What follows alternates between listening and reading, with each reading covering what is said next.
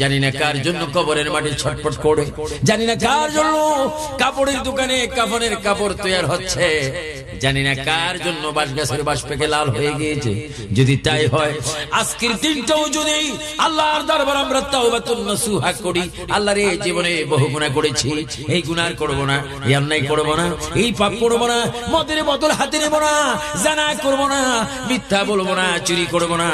ডাকাতি করব না, মা বাবার সাথে বেয়াদবি করব না, আল্লাহ দেশের সম্পদ নষ্ট করব না, আল্লাহ দেশকে ভালোবাসবো, আইনকে ভালোবাসবো, নিজেও নামাজ পড়বো, পরকে নামাজের কথা বলবো, নিজেও মিলাদুন নবী করবো, পরকে মিলাদুন নবীর জন্য উৎসাহ দিব। এইভাবে যদি কোনো মতে যদি সঠিক পথে যদি একটু আসতে পারেন, প্রতিষ্ঠিত হতে পারেন, আপনার মৃত্যুর সময় যখন এসে যাবে, মদিনা শরীফ থেকে আমার নবী আপনার সাথে সাক্ষাৎ করবে। জোরে বলুন সুবহানাল্লাহ, বলুন আল্লাহু আকবার। আমরা